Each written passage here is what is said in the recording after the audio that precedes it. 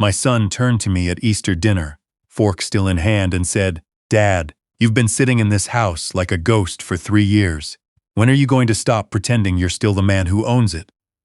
His wife nodded. My granddaughter kept coloring in her book. That was the moment I knew. 2 weeks later, I sold the house for $880,000, wired nothing to them, and booked a one-way flight to Costa Rica. What I left with my attorney destroyed every assumption they'd ever made about me. But I should start from the beginning, because the beginning is the only way any of this makes sense. It was Easter Sunday. I'd been up since 6 making the kind of meal my wife Loretta used to make: glazed ham, scalloped potatoes, green beans with bacon, homemade rolls that took 2 hours because the dough needed time. I'd learned to make those rolls in year 40 of our marriage, standing next to her in the kitchen while she talked me through every step. She said I was hopeless in the kitchen. She was right, mostly, but I learned those rolls because she asked me to, and because I wanted to have something of hers I could still make after she was gone. She's been gone 4 years now. Pancreatic cancer. 8 weeks from diagnosis to the end. My son arrived at noon with his wife and their daughter, my granddaughter, who was 7, and still ran to me when she came through the door. She wrapped both arms around my legs and said, "Grandpa, it smells good in here." That part was real. Everything after that got complicated. We sat down around 1 o'clock. My son carved the ham because he always had, even when Loretta was alive, and he was barely 30 and trying to look useful. His wife talked about their neighborhood, the new restaurant that opened nearby, a trip they were considering. I listened. I asked questions. My granddaughter told me about a bird she'd seen at school that was missing a foot but still flew fine, and I told her that birds are tougher than people think. She seemed satisfied with that. Then my son set down his fork. "Dad, we need to talk about the house." I knew it was coming. I'd felt it building for months, the way weather builds before a storm you can smell but not yet see.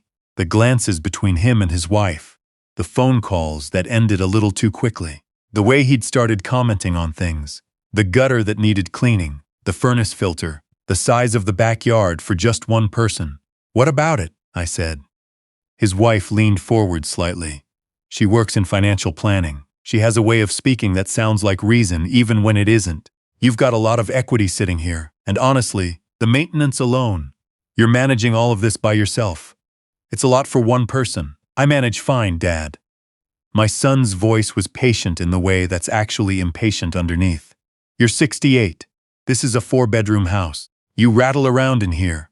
Mom's been gone 4 years. It might be time to think about what makes sense practically." Practically. That word. I looked around the dining room. Loretta's curtains still on the windows because I liked the color. Her garden still visible through the glass. Gone a little wild now, but still blooming every spring without any help from me, as though she'd planted things specifically to outlast her.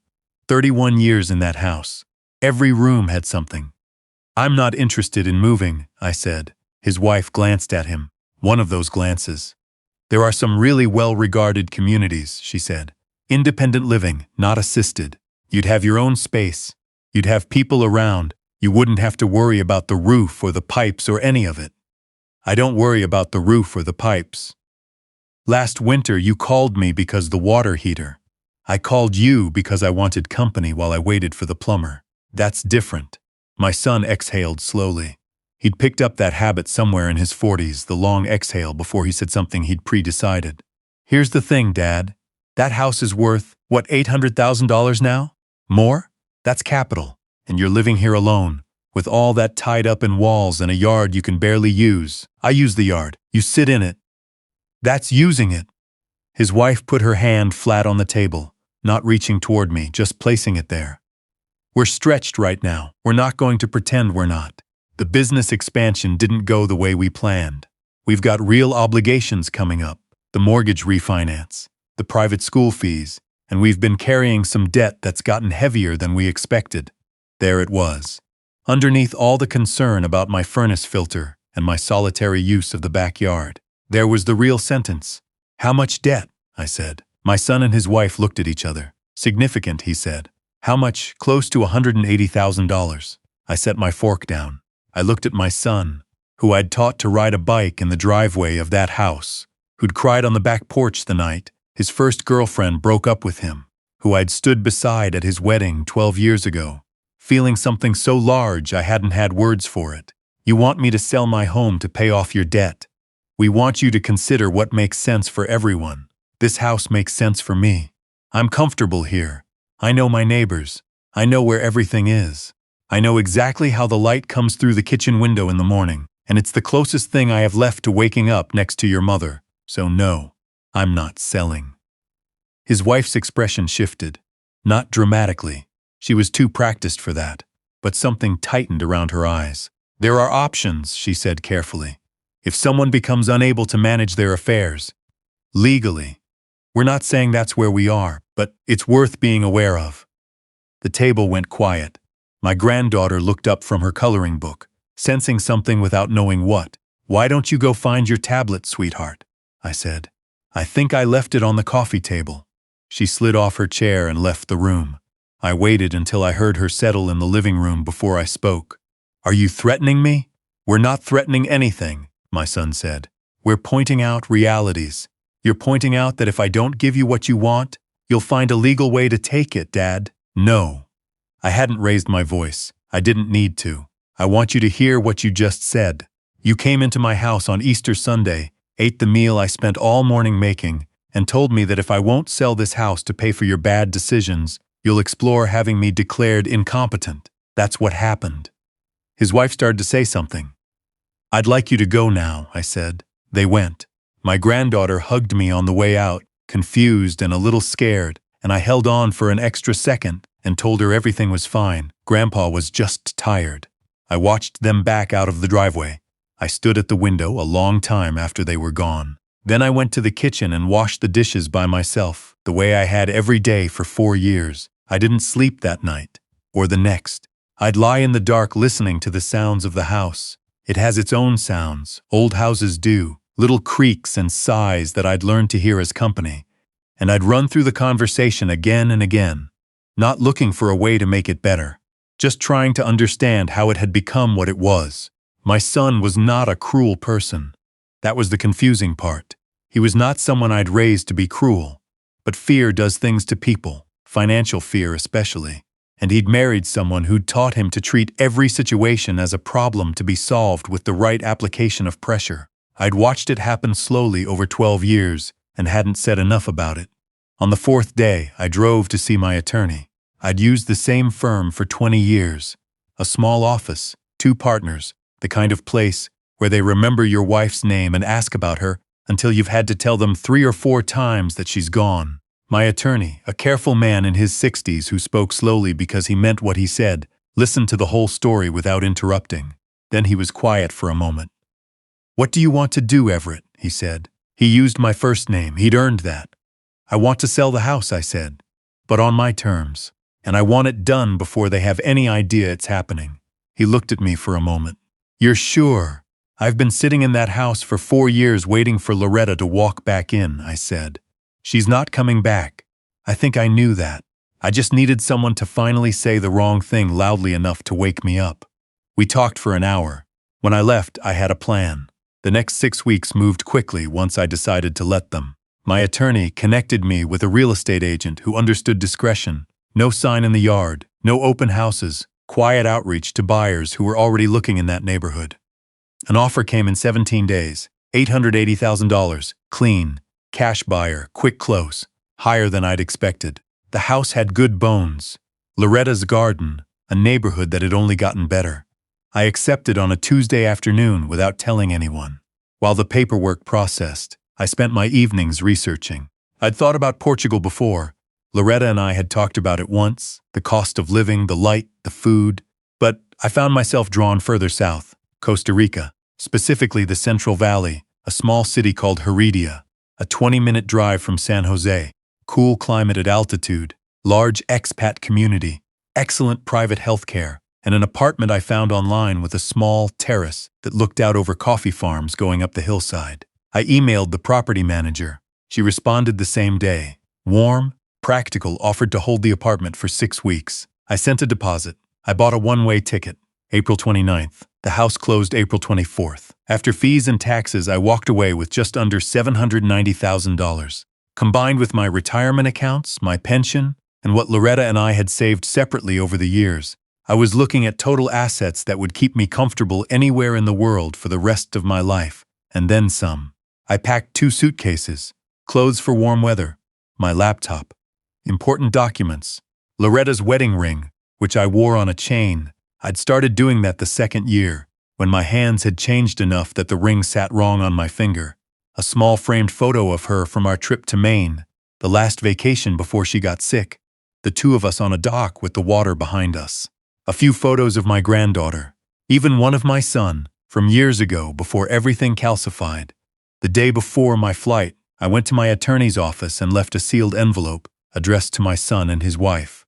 My attorney had instructions to deliver it 30 days after closing. The letter had taken me 2 weeks to write. I told them the house had sold. I told them the amount. I told them that over the course of the past decade I had given my son, at various points, $60,000 toward the down payment on their first house, $30,000 when his business was struggling 4 years before Loretta died.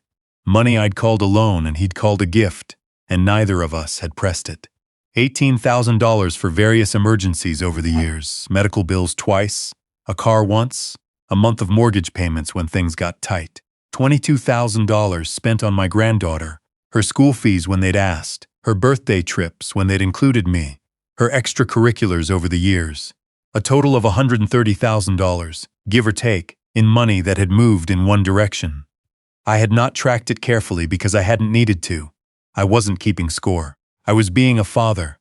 The letter said, "I'm not keeping score now either, but I want you to understand that when I sat across from you on Easter Sunday, and you suggested that there were legal options available to you if I didn't cooperate, something ended. I don't think you meant it to end something. I think you were scared and made a calculation, and the calculation went wrong. But I can't unknow what you're capable of, and I can't stay somewhere that's become unsafe. I'm not giving you my location. Don't try to find me. My attorney knows how to reach me in a real emergency. This letter, and my granddaughter, are the only reasons I'm writing at all. I want my granddaughter to know that I love her, that this is not about her, that she did nothing wrong, that someday when she's old enough, I hope someone explains to her that a person's home and a person's money belong to that person until they choose otherwise. That adults who pressure their parents are not helping. That love that comes with conditions isn't really love. I'm sorry I won't be there to watch her grow up in the way I wanted. I intend to find another way. I sealed the letter, left it, drove to the airport hotel and watched the city from the window for the last time. My phone started buzzing the next morning at 6:30. My son. I let it go. His wife. Voicemail. A text. Dad, we went by the house. There's a lockbox. What's going on? Call us. I turned off the phone and got on the plane. Heredia arrived the way good places do, unexpectedly beautiful after the long part of the trip. The Central Valley opened up below the clouds as we descended into San Jose, green and enormous, the mountains visible on 3 sides. My property manager, a woman named Valentina, met me at the apartment with keys and a bottle of local coffee. Small building, 3 stories, my unit on the top. The terrace was real, wider than it looked in the photos, terracotta tile, 2 chairs and a small table. The coffee farms ran up the hillside across the road, dense and vivid green, and somewhere in the middle distance a church bell was ringing for no particular reason. I stood there for a long time. Nobody called. Nobody texted. Nobody needed anything from me. The first weeks were adjustment. Learning the market, the buses, the Spanish for things I needed immediately. Por favor, cuánto cuesta? Gracias, no entiendo. Finding the cafe 2 blocks away where the owner, an older man with white hair and an unhurried manner, made the best coffee I'd ever had and seemed to have no opinion about when customers arrived or left.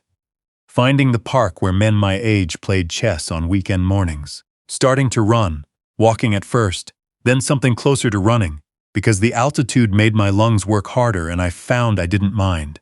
My body changed. The constant low-level ache in my shoulders that I'd attributed to age disappeared.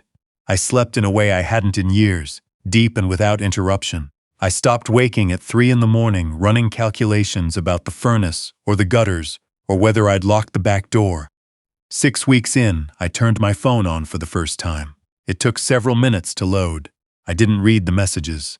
I checked my email. Found what I needed, confirmation from my attorney that my son had been in contact, that the letter had been delivered, that he'd called the office several times and been told, politely and firmly, that there was nothing to contest.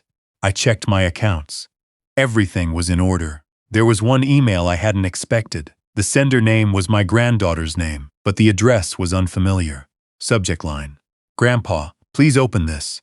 I stared at it for longer than made sense. Then I opened it. It said, my mom let me use her email. She doesn't know exactly what I'm writing. Grandpa, I don't know all of what happened, but I heard them talking and I know it was bad. I heard Mom crying a lot. Dad moved his things out. I'm scared, and I miss you. I found out you went somewhere far away. Are you okay? I think you left because of something really bad they did. I'm not mad at you. I just miss you so much and I wish I could tell you. I love you. Your granddaughter. She was 7 years old. I sat on the terrace with that email, and the coffee farms running up the hill, and I cried in a way I hadn't since Loretta's funeral. Not from sadness exactly. From the specific pain of being loved clearly, by someone too young to know how to love any other way. I wrote back carefully. I told her yes, I was okay. I told her I was in a country called Costa Rica, which was warm and green, and had more types of birds than she could probably imagine, and that sometime if she wanted I could tell her about them. I told her that what happened between grown-ups was grown-up business and not her fault in any way. I told her I loved her every day no matter where I was. I told her that if she ever wanted to talk, I was here. Her mother, when she found out, apparently sat with my granddaughter and read the email and cried again. But she didn't stop with correspondence. That surprised me. It surprised me more than almost anything else. We settled into a rhythm, my granddaughter and I. Voice messages through the app her mother helped her set up. She'd tell me about school, about the bird with one foot that she'd apparently adopted as a personal symbol, about a book she was reading. I'd tell her about the coffee farms and the rain, and the man who sold mangoes from a cart near my apartment, and always gave me a slightly larger one than I'd paid for, which I chose to interpret as friendship. 3 months in, I met a woman named Valentina, not my property manager, a different Valentina, which I'd come to understand was simply a very common name here. She was 63, Costa Rican, a retired school teacher who'd spent 30 years teaching history, and had opinions about everything, and delivered them without apology. She showed up at the chess park one Saturday morning, sat down across from a man who'd been waiting for an opponent, and proceeded to dismantle him in 11 minutes. I was watching from a bench. She caught me, trying not to smile, and said something in Spanish I didn't understand. I said I didn't understand. She switched to English without breaking stride. We started talking. We talked for 2 hours. She'd lost her husband 6 years before. She'd cried for 1 year and then, as she described it, decided that grief was a room you had to leave eventually or it became your address. I thought about that for days. She started joining me for morning coffee at the cafe near the apartment, then for walks, then for dinner once a week, then twice, then without counting. 4 months in, my attorney forwarded me a note from my son. Not a legal document, just a letter. He'd written it by hand, my attorney told me, and mailed it to the office. My attorney scanned it and sent me the image. It was 4 paragraphs. The first was an apology that used the word sorry 6 times in 4 sentences, which meant it wasn't quite there yet but was trying. The second was an explanation. Not an excuse, he was careful to say, but an explanation. The debt had been larger than he'd said. He'd been hiding it from his wife for over a year. He'd been terrified in a way that made him do things he wasn't capable of examining clearly while the terror was happening. The third paragraph said, I know what I threatened. I know what it meant. I've been in therapy for 2 months and my therapist keeps asking me to write this letter, and I keep finding reasons not to. And then this week I just sat down and wrote it. The fourth paragraph said, I'm not asking for anything. I just needed you to know that I know. I read it several times. I didn't respond that week, or the next. 5 months in, I started writing. Not anything formal, just observations. Things I noticed about the difference between a life that's yours and a life that belongs to everyone else's expectations. I sent some of it to Valentina, who read it and said it needed more humor and less philosophy. She was probably right. 6 months in, I wrote to my son. I told him I'd received his letter. I told him I wasn't ready to talk, but that I'd read what he wrote and I understood that he understood. I told him that understanding and trust were different things, and that trust would take a long time to rebuild if it was going to be rebuilt at all. I told him that I had set aside money in a dedicated account for my granddaughter, for education, for whatever she needed, for her future in whatever shape it took. That money was hers when she was old enough. That was not negotiable, and it was not a bargaining chip. It was simply what a grandfather does when he has the means to do it. I told him that I was well. I told him where I was living, but not the address. I told him I was learning Spanish badly and happily, that I walked 4 miles every morning along roads lined with strangers who nodded at me like I belonged there, and that some mornings I caught myself thinking that this was what Loretta had been nudging me toward all those years she talked about traveling, that maybe this was the trip we were supposed to take. That hit me hard while I was writing it, and I had to stop for a while. I'm sitting on the terrace now, 7 months since I left. The dry season has turned things golden on the hillside, but there's still cloud in the mornings that burns off by 9. And the light after the cloud lifts is something I still haven't gotten used to. The particular way it falls on the coffee farms and turns everything a color that doesn't exist in Ohio. Valentina is coming for dinner. I'm making glazed salmon, because she asked what American cooking was like, and salmon felt like a defensible answer. The mango vendor gave me a good one this morning, and I'm choosing, as always, to interpret that as friendship. My granddaughter and I talked yesterday. She's growing so fast it startles me every time I see her face on the screen. She told me about a science project on ecosystems, and when I mentioned that Costa Rica had more biodiversity per square kilometer than almost any country on Earth, she made me repeat that 3 times so she could write it down. She's going to use it in her project. I suggested she cite her source and she said, "Grandpa, you're not a source." We argued about this for 5 minutes. It was the best conversation I've had all week. My son and I have exchanged 3 letters now, short ones, careful on both sides. His therapist, I gather, is doing good work. His wife left. They separated 2 months after I did, and he's been navigating that with his daughter in a way that, from what I can tell from 3 carefully worded letters, is better than I would have expected. Not good, but better. I'm not ready to see him. I might not be for a long time, but I'm willing to keep writing. That's what I have right now. Here's what I know at 68, from a terrace in Heredia, with coffee that costs 1/3 of what it did at home and tastes twice as good. You are allowed to leave. You are allowed to choose yourself, not because you've given up on the people who hurt you, but because staying somewhere that has become unsafe is not loyalty. It's something closer to punishment, and you're the one being punished. The voice that tells you you're too old to start over is not wisdom. It's just fear wearing the clothes of reason. Don't let it dress you. I spent 4 years in that house being a ghost in rooms that used to hold a life. My son wasn't wrong that I was rattling around. He was wrong about what that meant, and he was catastrophically wrong about what to do about it. But he named something real. I was fading. I had started to believe that fading was appropriate, that diminishment was just what happened next, and the decent thing was to cooperate with it. I don't believe that anymore. Loretta would have left in 2 days. She'd have packed the good suitcase and the carry-on, and she'd have looked at me with that particular look she had, the one that said, "Stop overthinking," and she'd have said, "We're not staying somewhere that doesn't want us." She always knew that. She knew it so well she probably assumed I did too. I'm learning. The sun is coming through at the angle it comes through at this hour, and Valentina will arrive at 6, and tomorrow morning I'll walk the road. I always walk. And the man at the cafe will have my coffee ready before I sit down because he knows by now. And somewhere in Ohio my granddaughter is probably still refining her ecosystem project, and my son is probably doing whatever comes next. And I'm here. Entirely, completely here. That took me 68 years and a conversation I'm grateful for, even now. Because without it, I'd still be rattling around in rooms full of someone else's expectations, waiting for a life that had already left without me. I have a great deal of time left. I intend to use it.